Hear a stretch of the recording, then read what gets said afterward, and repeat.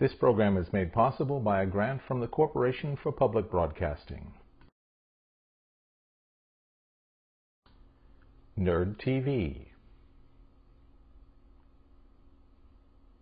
Robert X. Cringely interviews Sun Microsystems co-founder Bill Joy, June 30th, 2005.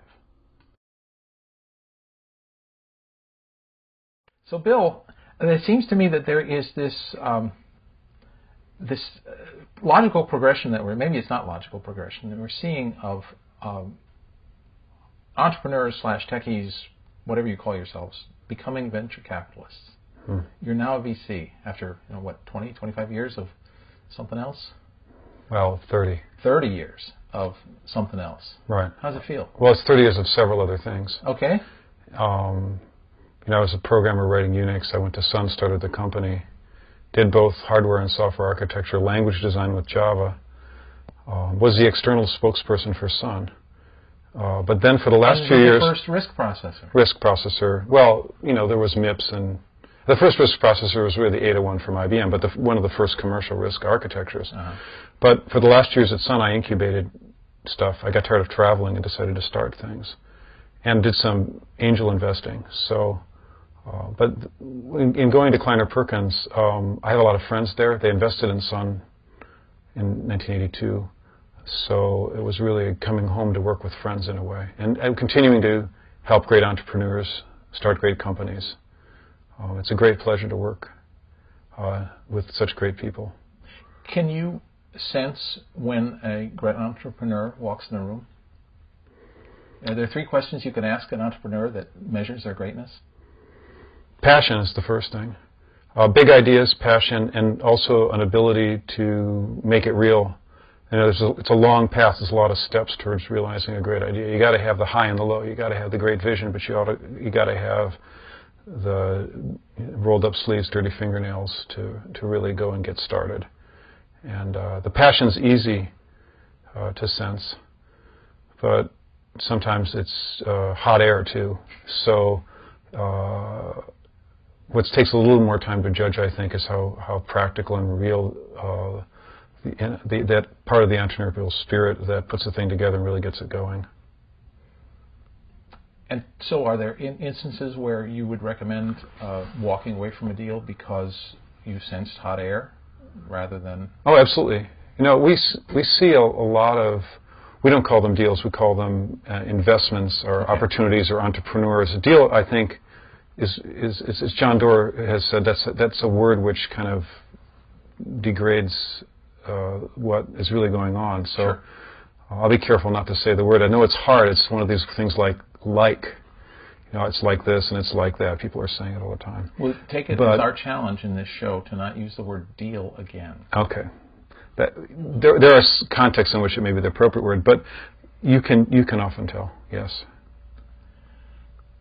And so, as an entrepreneur turned venture capitalist, you probably spend more of your time saying no than saying yes. Oh, inevitably, we see several thousand entrepreneurs' business plans come through every year and invest in perhaps 20. Wow. So it's a low hit rate. In your position, you could probably just phone it in by just saying no to everything. Oh, there's a lot of great ideas that come through that almost make it. I mean, it isn't always easy, and you don't get to pursue every opportunity that you want to. There's competition out there, and there are a lot of people who are very resourceful. You find out things, you get a look at it, but they decide to fund it along for themselves. Many of the great investments have had only a single round of financing, and so if you miss that round, whether it's an A round, which would be the really early round, or what we call a B round, which is really the first real capital, if you miss that one round, you don't have a shot at it. There's always the story about any company, any successful company you can name went to 20, 40, 50, 100 venture capital firms before someone signed on. And it seems that that's inevitable. What is it about a potential opportunity that makes you even look at it when you know that 68 other people saw it and decided against it. Well, thanks to Google, we don't have that situation all the time anymore. I had an entrepreneur with a very exciting technology. It was very early. There's slides that he brought said that he'd have a first commercial product in 2014. Of course, this was with the sort of starvation level internal funding he had in the organization he's in now, which doesn't quite fit in their mission. And what he said to us was, how did you find us? And the answer was, we were looking for something vaguely similar and just stumbled across his link on the web. And it took us a while to track him down. I mean, we had a reference to it without a complete reference, and I asked my administrator to try to track it down, and she did. And then he was very surprised to be talking to us. So the idea we have of entrepreneurs knocking on doors, sometimes it's venture capitalists who do the knocking. There's no shortage of people coming and knocking on the door, but we also incubate new ideas and also go outbound looking for things. But probably the majority of them are incoming. Now, if you have a situation where you meet an entrepreneur or come across an idea and you try to package it somehow, maybe the entrepreneur needs a better idea or the idea needs a better entrepreneur, and my guess is that often you'll go pretty far down the path and still decide against it. Right. What happens to those opportunities? Do you hand them to someone else or just write them off? Well, sometimes you send people to a different kind of money, shall you say. I mean, people don't come to Kleiner Perkins for money as much as they come to for relationship leverage. We like to say we do not only venture capital but relationship capital, because people need introductions to employees, to partners, to other businesses that become their channels.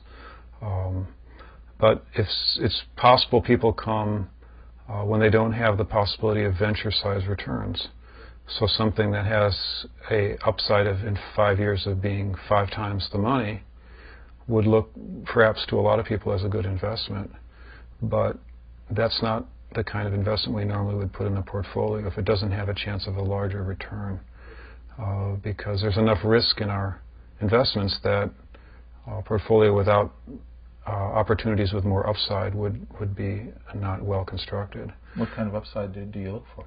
Well, you know, if it's going to be a $5 or $10 million business in 5 years, that's not interesting. If it's a $100 million business in 5 years, it has a potential for that. That's more interesting. So you need to have a reasonable sized market, because you have to put a lot of energy in to trying to make the venture successful. And if you do make it successful, you would like it to become a sustainable and significant enterprise. We like to build significant companies and have, invested, over the years. I've known the partnership, and I'm speaking more, in companies that have become significant, like Sun, Lotus, Amazon, Intel, Genentech, Compaq, and so on. Well, you seem to be succeeding. How is it different to be on your side versus the other side that you were on for so many years? Well, it's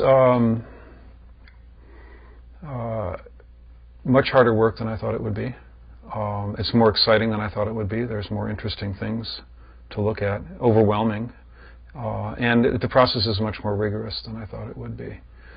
So it's kind of surprised on the upside in every way. So we don't have just a bunch of partners fighting over the checkbook to write something? No. It really is a partnership. It's non-hierarchical, in which case it's a democracy of ideas and argument. I mean, you have to convince your partners that it's a good opportunity to pursue, that it's not only worth the money, but it's worth the time, and that the vision is, big, like I said, but also the practical aspect is there, that the team can be completed. I mean, very few teams come in that are complete, whether they need be engineering or marketing or whatever missing piece, often money, but more often it's the putting together the other pieces and guiding the team to understand the things that they don't, to come to an understanding of the things that they don't, because of other investments that are in the portfolio. You're early in this process of being a general partner. I mean, you just joined earlier this year. At the beginning of the year, right? Yeah. Have you had to fire anyone yet? In a company? Yeah. No. I haven't made a investment where I'm the lead partner yet. I was told that it was a good idea to take your time. I'm kind of co-partnering, or whatever you'd call it, with other people on several new investments since I joined, and I am also assisting on some pre-existing investments. We work across the whole. Everybody works on whatever they need to work on. So I'm working across the whole portfolio. But no, I'm not afraid to help make the changes that are necessary. It's better often both for the company, obviously, if the change needs to be made. It's also often better for the people who leave, because it's not necessarily there's anything wrong with them. It's just there's a lack of a fit, and it's better to admit it and take the pain up front and get on with doing something else. I figured out a while back that I've been fired from every job I ever held. Really? Yes. Well, that's quite amazing. And I thought for a moment that was bad, but I realized every time I got fired, it was really probably a better thing. I got fired from the International House of Pancakes. How did that come about? I was going to college and cooking to make money to go to graduate school, and I'd worked there for 2 weeks, and if I'd have been there one more day, I would have been in the union. So they fired me. I think that was their strategy, because you could pay people less, so they just kept using temporary people to fill in. So everyone they hired, they knew they were hiring for 2 weeks, but you thought you were working. There seems to be an infinite supply of college students, and the job didn't require a lot of skill. So. Oh, I don't know. You have to know just when to flip those flapjacks. Yeah, that's about right. It's a temp agency. It was a temp agency optimization of the pay scale. Where do what opportunities are you looking for right now? And I ask that basically because I want to get into this idea of where is technology going. Right. And so do you see any waves appearing on the horizon that we ought to be aware of? Well, we have a broad partnership, and we have a life sciences group. Brooke Byers, who's a name partner, is our senior person in that area, but with a number of other people, including some new partners in the life sciences. And we have a larger group in probably what you'd say generally are the information technology, which includes not only the internet, but also electronics, software, hardware companies, and so on. And we also have some investments in energy and materials areas. So I'm not working on the life science opportunities in general. Sometimes a life science opportunity will come by and it will be adjacent and applicable also with a different market. So there's a investment presentation in a couple of weeks of a company who has a technology applicable to medical devices, but I can see that there might be a government application for the same technology. So I'll go to that meeting. But I'm on the non-life science side of the house. And I'm a generalist, really. I'm looking at networking ventures, software ventures, energy ventures, materials ventures, all the whole range of things. There's a few of us. John Doerr is another person who I'd consider to be a generalist. Other people are more specific. Ted Schlein has mostly done security-related investments and has a very nice portfolio of investments in that area. So he's more specific. Do you? I guess I'm wondering about areas that are emerging technologies that are interesting. Mm-hmm. And in every little technical era, we say, oh, that's client-server computing. That's right. Network computing. That's workstations. Right. That's right. wireless. Right. what are we just leaving and what are we just entering into? Right, we're leaving an era where it was relatively simple. There was electronics burst on the scene, Moore's law, and things changed very quantitatively. So we had a mini computer or then a big personal computer, and the personal computers kept shrinking or getting more powerful for a very long period, maybe 20 years. And then suddenly what happened was we passed a threshold where the miniaturization allowed suddenly a cell phone, to do much of what had the power of what your computer used to be, but now it fits in your pocket and a little tiny keyboard, a little tiny screen, and it's always connected. And that's very different. So the computers on the information side are becoming less recognizably kind of morphologically, kind of the same shape, just shrunk and slightly altered as they were 30 years ago. They're becoming more invisible. They're having different ways of interacting with them by talking to them or touching them or having them always with you, as opposed to something that's in your bag, which you don't always have with you. So there's really we've gone from a kind of a single trajectory, the Microsoft Intel personal computer wave trajectory, with some life science, early genetics beside it, to now having new sciences and materials, whole range of new opportunities in energy, a much broader set of opportunities in the life sciences, and really a confluence of software with all the sciences that makes new things possible. Wow. And can we trace that? It sounds like we can trace every bit of that just back to Moore's law. Well, we talk about it nanoscale, nanotechnology. Yeah. What really happened is it's not so much the measure, a nanometer or an angstrom or getting to that scale. It's that we used to design things by kind of chipping away at them. And once we start to understand and manipulate at the atomic level, we're building things up through understanding from the bottom, instead of sort of shaping and planing and carving and chiseling, up instead sanding. Of carving down. Exactly. And that requires understanding as opposed to observing properties. And so you see it in the biological sciences. You can start to manipulate and understand what's going on in a drop of blood. Take that apart. Look at all the proteins that are in there. Infer something about it. It's an enormous amount of data. Or and design a new material from an understanding of the chemical properties of the atomic structures. Carbon nanotubes and all their interesting properties and so on. So, I just have to tell you, a couple of weeks ago, I met for the first time Ray Kurzweil. We were on the same program. He spoke before me. I spoke after him. He offered terrific opportunities to ridicule him, and I did. But here's a guy who's essentially extended some of the logarithmic growth functions that we have in these materials areas and technology in general, and extrapolated them into the future, and in doing so declared, perhaps human labor is no longer necessary. That leap from here to there is one I'm not sure is capable even of being made. Right. But the thing that he said the other day that struck me was that he said in 2029 we would have for $1,000 you could buy a computer that was 10,000 times as smart, whatever that means, as a human being.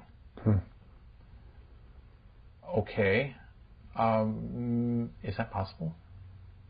If you look at his graphs, it appears to be. I think the thing is, first of all, we don't know quite how human beings are smart. Jeff Hawkins has a new book that's very interesting on intelligence, and talks about his theory of this. And if his theory is correct, that would be an advance. But simply having a fast computer doesn't mean we'll know how to make it intelligent. It certainly helps to be smart to make a smart computer if it can go faster. You're certainly limited in what you can do.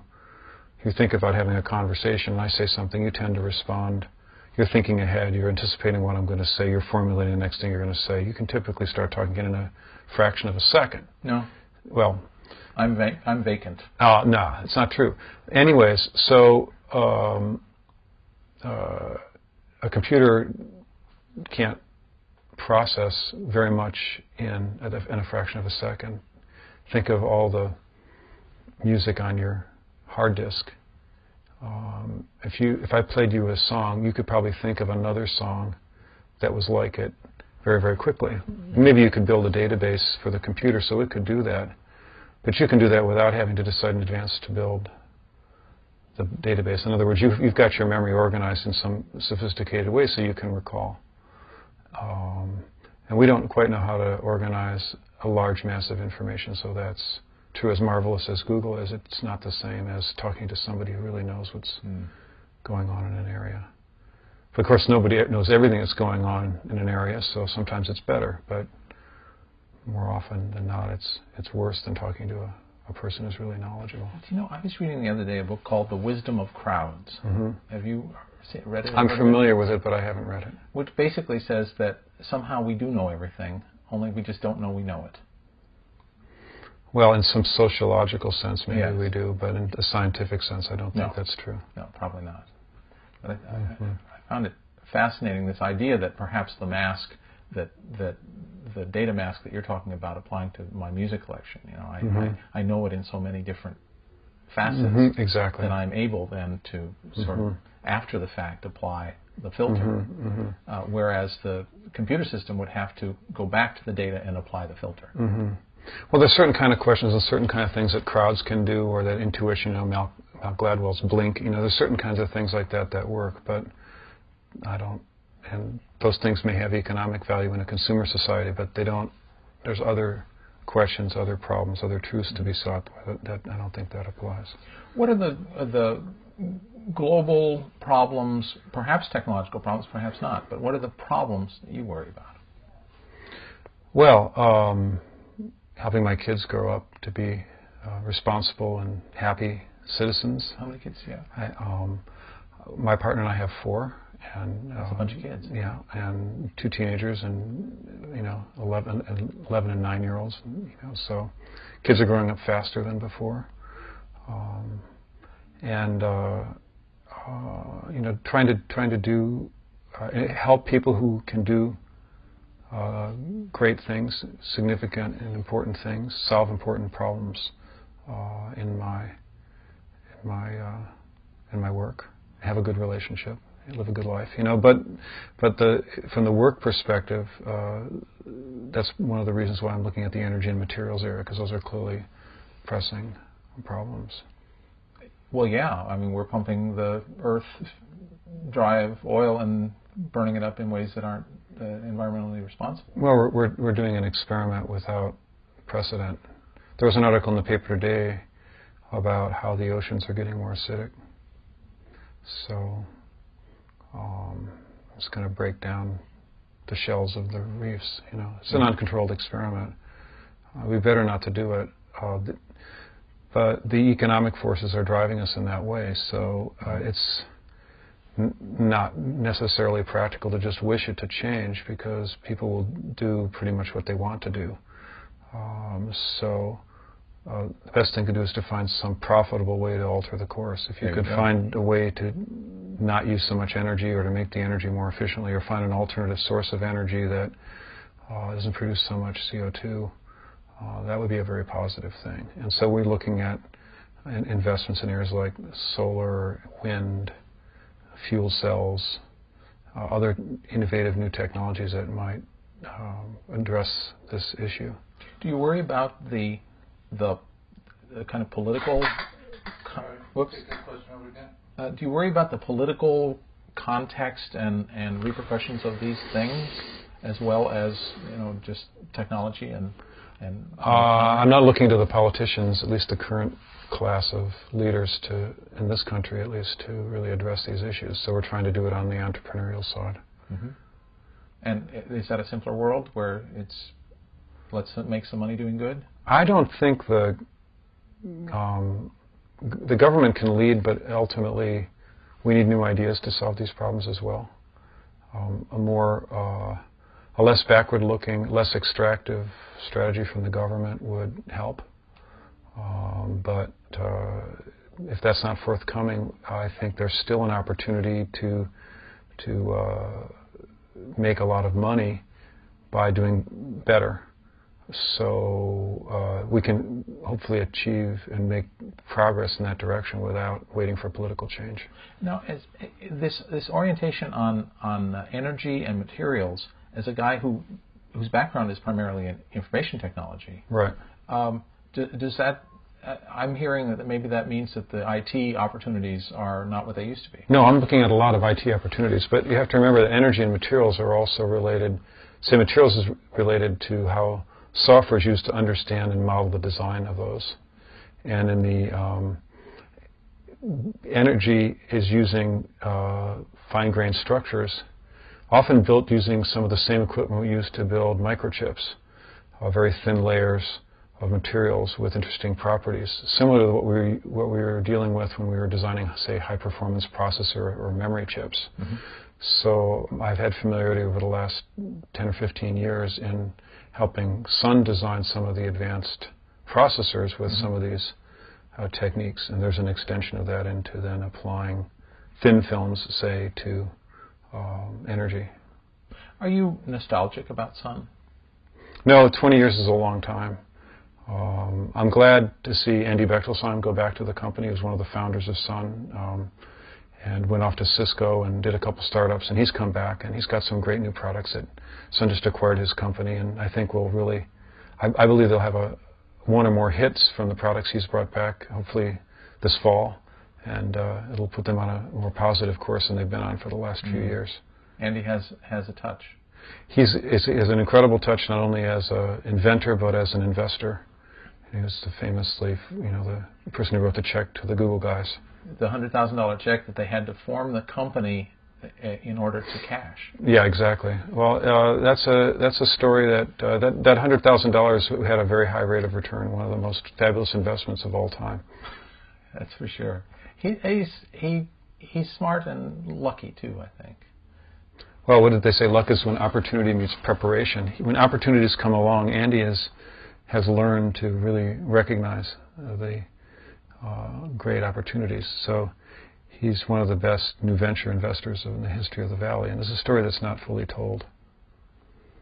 If you look for him, not much of the story of all the things he's invested in is has been written. Yeah, there's more to come. I think he's done far more than people would generally recognize. I believe that. Andy is unique. Yeah, he really is. He's a great hardware designer and an incredible asset. It doesn't matter what size of the company, and he just can tell very, very quickly if an opportunity has many of the characteristics we talked about earlier. Yeah, sure. And the other thing is, of course, when you've had the success that he's had, $100,000 is a lot of money, but if he lost it, it wouldn't hurt him. Yeah, but he doesn't write a $100,000 check to everybody who knocks on his door. If he did, he'd be broke because everyone in the world would be lined up. So it's, there's some filter who gets to talk to him, but in general, he's shown himself to be very perceptive about which things have the big potential. And in the same way that we do at Kleiner Perkins, we're looking for big ideas, but also people who are very practical. And I think he saw in Larry and Sergey and their ideas about search and the web, not only a big vision of indexing all the world's information, but a very practical, from the computer science department at Stanford kind of algorithm that would get them started. And so he saw both the passion and the practicality that are, two essential ingredients. Are the people who are starting these companies any different than they were when you were starting Sun? They're younger relative to me. Yeah. Well, that's sad but true, isn't it? Yeah. Are they the same background, same approach, or is there something different about it? Well, they grew up there are more of them. They grew up in the age of personal computing. They know less about what is on the IT side now. They know less about what happened before 1975, say in the early days of computing, mini computer or mainframe era. On the other hand, the energy presentations we see, I saw an energy presentation in the last few weeks where somebody's saying, well, here's the timeline for this technology. The first prototype was in 1896, And then there's some more work in 1950, and then in 1975, and 1993. And the reason is that a lot of these things are ideas with roots in chemistry, physics, or mathematics, where the material science didn't exist. And that's really what has changed, is our ability to engineer some of the materials that we needed to make these old ideas practical. So we expect to see longer historical stories like that. How do you lead a team? Lead a team? How do you lead a team? I mean, how do you put one together? And then how do you effectively take it to the destination that you want it to be? I think some people are good at it and some people aren't good at it. Well, the team has to have the passion. I mean, sometimes it's possible to incubate a project and go and find people. Say if I have a passion, I can go find some people who share my passion and seed them with that passion, and they'll find a slight variant of what I want, or a substantial variant of what I want to do, and they'll take it and run with it. I'll get some version of it to go. This was the case with the Java project. I mean, I didn't have the original vision, but I was in there with them the whole time, and they ended up somewhere, and I managed to help them find a successful place to go. But it wasn't exactly the way I would have used the technology. So the same thing is true when people come in with new ideas. They have some passion. You can direct it a little bit, but you can't change it all that much. So it's generally incomplete. They don't know how to market it. They don't know what their first customer should be. They have their big vision, but the big vision is a big circle. And somewhere within that circle is something that is very much more practical. And you try to steer them to something within their big circle, because if you try to take them too far out of the circle, it's just not gonna work. So you can't lead. You can only steer, guide, nudge, I think. Sort of herd. Well, yeah. I mean, you need to create. You don't want a group that's a bunch of cats. I mean, they're not a herd animal, right? And you don't want a group that's a bunch of buffalo. Those are not farm animals, right? You need something that will stay inside the fences and work together, more of a herd kind of thing. Is there an ideal size of a group? Yeah, in the formative stage, it should be the number of people who can have lunch. And above about 6, it's hard to have one conversation. Maybe 8 is the maximum. It has to be at a rectangular table, not a round one, because you don't end up with one conversation at an 8 round. So it has to be a rectangular 8 table. That's the limit. 6 is better. So the ideal is to find a group of six or less people who have enough to have the big vision, somebody to make sure everything's working, and to put a prototype of something together. Beyond that, you start to really need management. And it's very much harder to change direction, because you can't change direction by just having a conversation over sitting at a modest-sized table where everyone can have some airtime. So the difference between the 6 can come to a consensus that they've made a mistake or they've made progress. Right. Whereas when you get more than 8 or 10 or 20, someone has to have an edict. Well, it's also the case that somebody's probably not there that day, or somebody has to be somewhere else, and now it starts to slow down. And the ability to make the corrections, to do the nudges, to achieve a gradual turn as a sequence of nudges is much more limited. And if you get too small, so you get down to 4 or 3, you start to get to the point where there isn't a broad enough perspective from the group to be able to get past the problems. You can stay with 1 or 2 or 3 people for a while, but you need more people just to get the work done. Just not enough hours in the day. There's enough facets to most of these things. You need a collection of people with different skill sets. Do you find that as you get older and are having different roles in these different kinds of groups, that you're gaining or losing patience? I'm patient as long as people listen. In other words, if I go to a meeting with someone and I tell them what I think, and I believe they're listening, even if they don't act on it, then my patience will be, pretty long-standing. But when you get to the point where people aren't listening, and then it's either not worth your time, or you need to lose your patience or make a change, or just decide that you're not the right person to help them. Yeah, I can understand that. So now you're a venture capitalist. You still consider yourself a technologist? Yes. And are you pursuing any personal interests in that area? In the area? Are you hacking some code somewhere, or? No. I'm designing a sailboat. Really? Mm-hmm. Tell me about your sailboat. Well, it's an attempt to be into integrative systems design. The idea is that a modest number of people living on a sailboat, a larger sailboat, it's something, say, more than 100 feet long. Okay. It looks like a little island. You have a crew, 6, 10 crew, 5, 10 guests, 10 to 20 people. Mm-hmm. You're in a saltwater environment, and so you have to make fresh water, and then you have to heat it and keep the place cool and move yourself around and cook and clean and do sewage cleanup and pump the bilge and not put oil overboard and create power and not have too much emissions and try to be quiet and not too noisy, living right next to your power generation, sewage, and all the other treatment plants. So it's like an island. And so it's an opportunity to study energy efficiency, looking at all the kinds of technology that are available. So, for example, if you want to move it around, rather than just getting a bigger engine, try to figure out a way to make it movable with less power and quieter. And rather than putting in a big air conditioner,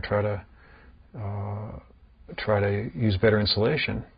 Because if you put in a bigger air conditioner, you've got to have a bigger generator to run it, and you need bigger fuel tanks to power it. And so you start to see the balance between insulation and so on. And so we started this project about a year ago and looked at all the advanced technologies for insulation, windows, heating, cooling, secondary heat recovery, fuel cells, biomimetic ideas in propulsion, aerodynamics, plastic teak decking instead of real teak to try to minimize maintenance, lower, more energy efficient water making. So basically a survey on the consumption side, because this is really, it's not a factory for much of anything, but on the consumption side and the utility side, like a water treatment or water making plant, a sewage plant, a electrical plant, looking at all those sets of technologies and how they can be done in a more integrated and energy efficient way. So that's been a pretty big project, and we're almost complete with the design. Now, 5 or 6 years ago, what immediately came to mind was Jim Clark built a big sailboat. Right. And he was founder of SGI and Netscape. Right. This is being built at the same yard that Jim's boat was built. Okay. And so, with perhaps your goals are slightly different, and certainly the time frame is different.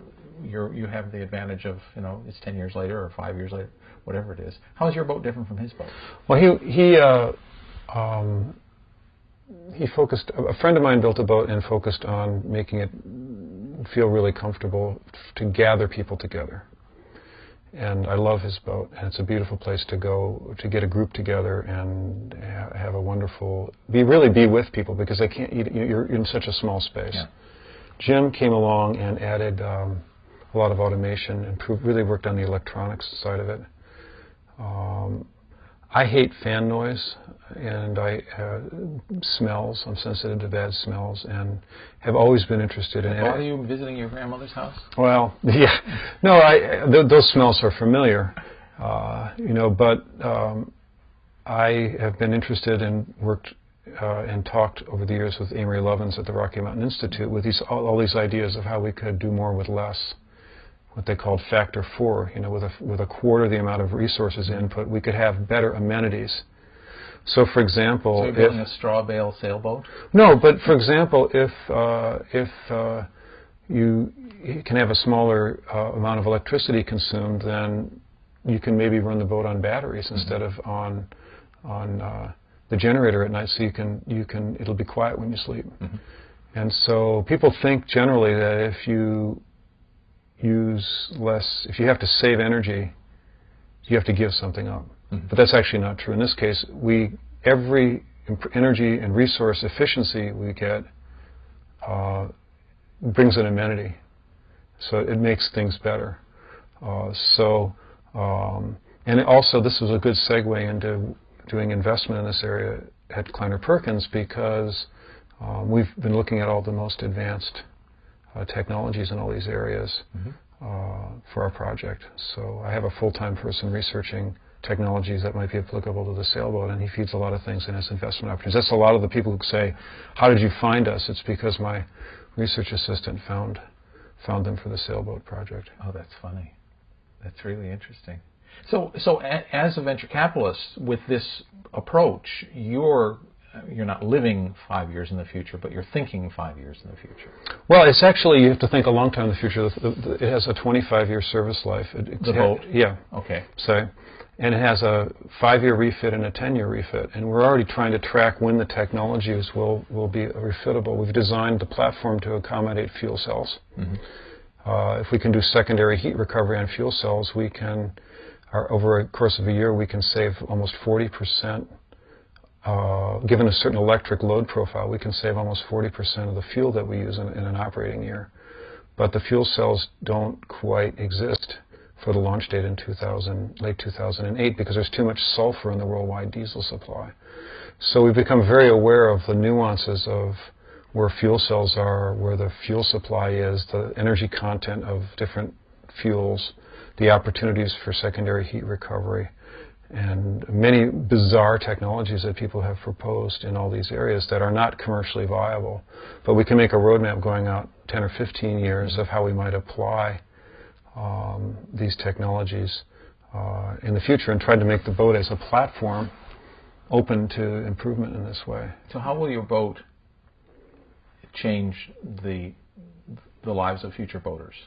You know, what are you archetyping? Well, the idea was that it would be more applicable to, the idea is more applicable probably to a third world community than to a yacht, because being an island, you know, a civilized island in an unfavorable environment, it's not that, with no fresh water around, it's not that dissimilar to being somewhere where you have to take water out of the ground that you have to purify, live off, hopefully, sunlight.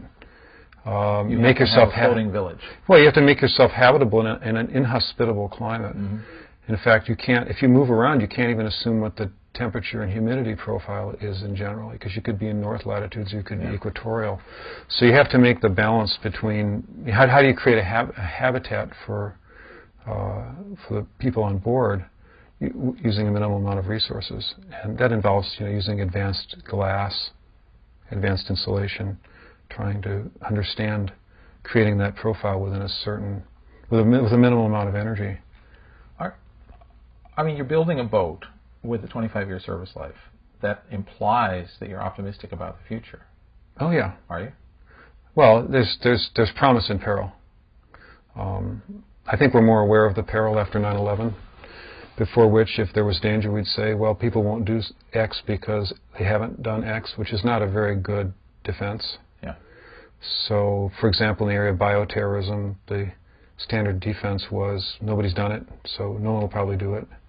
And that was not a good. That's not a good approach.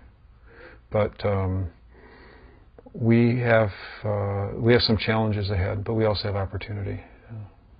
Danger, opportunity, two halves of the same thing. After post 9/11, in the venture community, suddenly there were people knocking on the door with security devices, you know, technologies for, you know, sniffing stuff out. Was there an increase in that kind of stuff?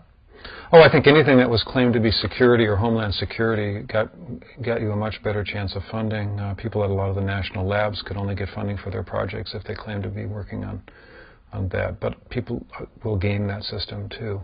But certainly there's been a lot more investment in this area. I mean, it's one thing to sniff something, though, and something else to cause the public health and civil defense or whatever apparatus to respond in a way that makes a difference to people. So the high tech can only go so far. It's a lot of this is investment in infrastructure that we've been cutting back on, as Laurie Garrett has pointed out in her book about the decline of global public health. Let's say you made a real bonehead move and woke up tomorrow poor. Mm-hmm. How would you start again? Well, I would be happy to have the job I have now. Okay. I could also, if I was doing a new company, well, I'd probably do a software company. If I couldn't be an investor, I'd probably do a software company because I'm still a pretty good programmer. I just haven't been doing it. So I'd write some software for either science or the web. I don't know which. And science, probably the life sciences, because that's, I think, where there's an enormous opportunity for new software to make a difference. It's all software. Well, it is. It's becoming less a wet science. It's still the case that the interactions are too complicated for us to do in a closed form in a computer, but a combination of robotic or instrumentation and then software is the way the genome was sequenced. Cut it into a lot of pieces and have the computer put it together. You know, you and I have talked a little bit in the past about the problem that I perceive that we have in this country of not enough people entering science and technology careers. Mm-hmm. You know, it's not as popular as it once was, and maybe Mm-hmm. You know, it's too long. Sputnik was too long Mm-hmm. ago. I don't know, Mm-hmm. for whatever reason. Right. Does that really matter? I mean, is it enough to have 12 really smart people, and you don't need the 100,000 pretty smart people to support them? Or Silicon Valley would suggest otherwise. The real strength of the valley is in the crossplay between the people. The existence of the infrastructure to go out and get new problems solved, to sub out things, so you don't have to make your enterprises so large to do great things. So I think we are not on a good trajectory with education and training. how do we fix that? Well, I think we have to recognize. I've often said that smart people are uniformly distributed. They're all over. Not all smart people work at Sun. Not all smart people work for you, and there are as many smart people in other countries as there are here, on a per capita basis. Now, whether that's genetics, there's also the environment part. Whether they get the training and education to meet their potential is another thing. But if China and India have 2 billion, 2.5 billion people, whatever the number is, and we have 500 million, they have 5 times as many people. If everybody's educated, there's going to be 5 times as many smart people there as here that are trained. So we can't expect that given the same environment that we will have as much creative productivity as 5 times as many people equally empowered.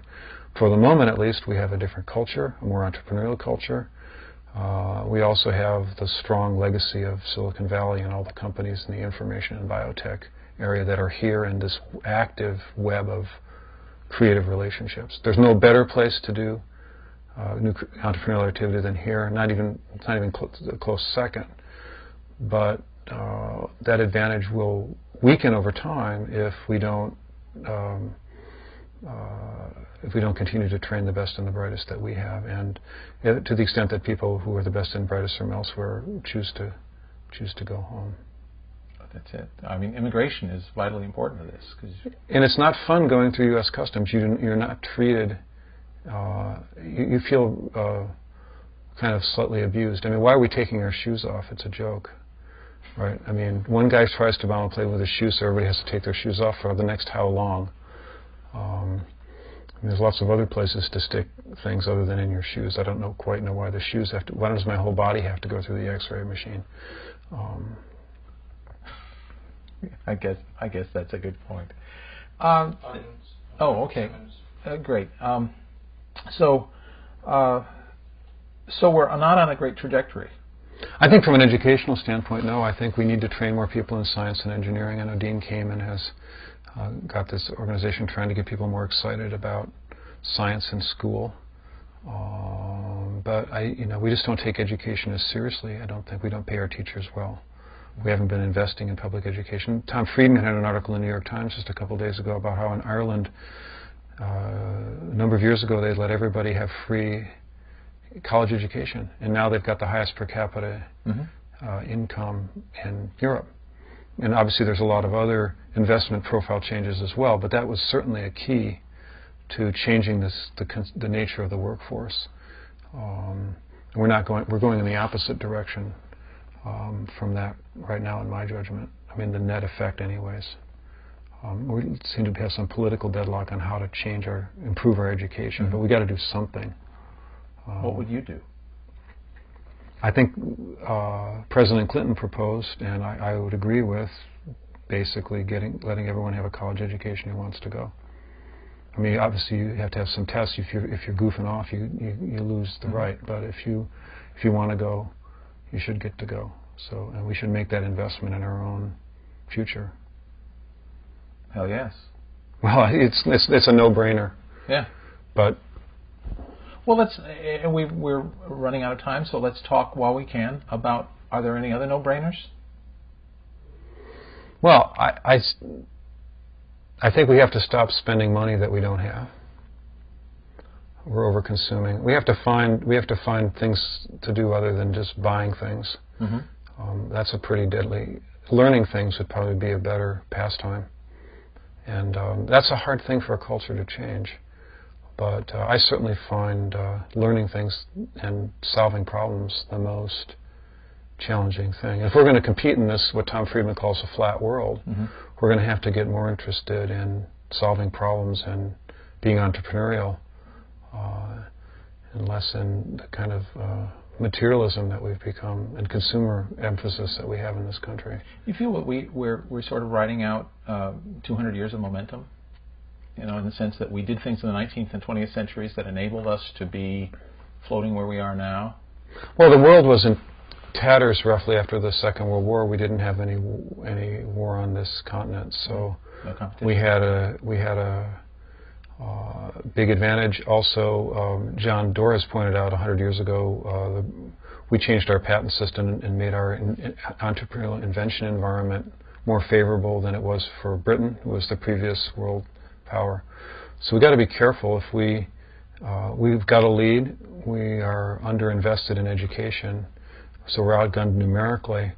If we let the climate for entrepreneurship also worsen, such as, for example, taking away stock options for all practical purposes, this is a way of incenting people to work real hard to create new wealth and new jobs. If we take that away, we'll lose some more momentum.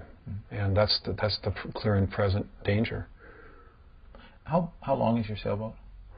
50 meters, 58 meters. It's very big. Yeah. So here you're a guy building this really huge boat. Yes. And talking about how we should reduce consumption and live within our means. I'm sure it's within your means. Right. But so. You know, you can say, oh yeah, but we're learning about new materials, and I'm improving my energy efficiency and my. Right. It feels a little disingenuous to me. Yeah, there's certainly. On the other hand, you worked hard for 30 years, so fuck it, right?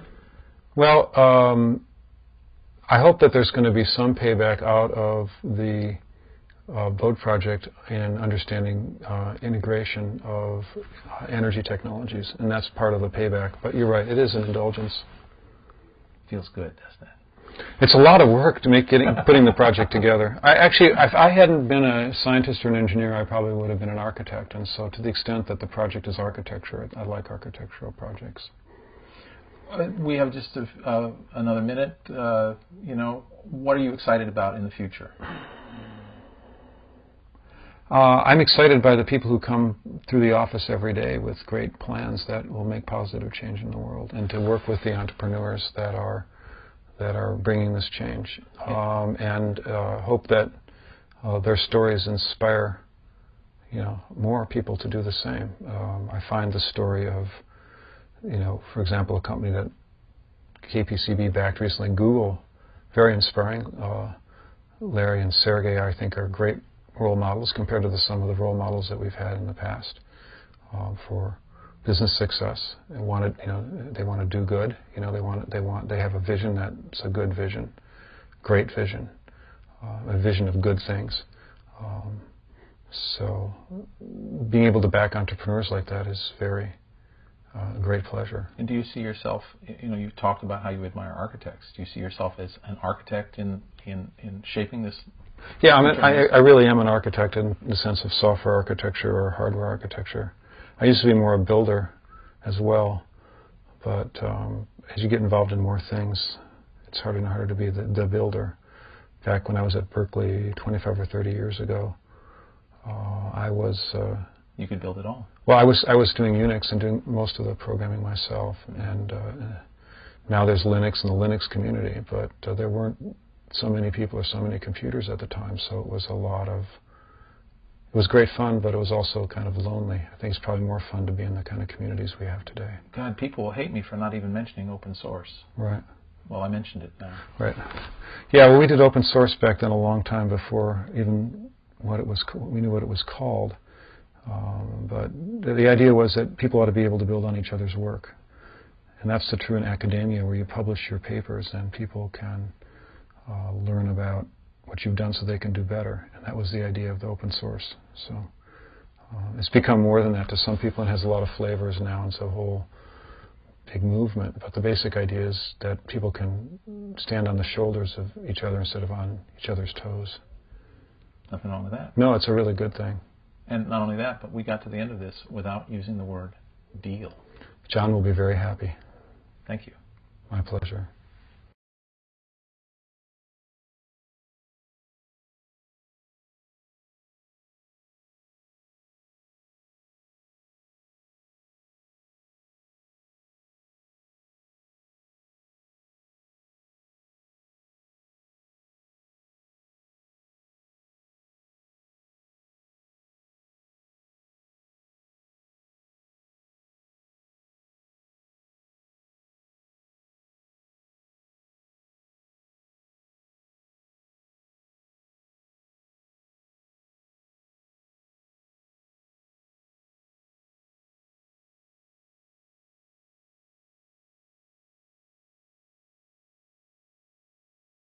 This program is made possible by a grant from the Corporation for Public Broadcasting.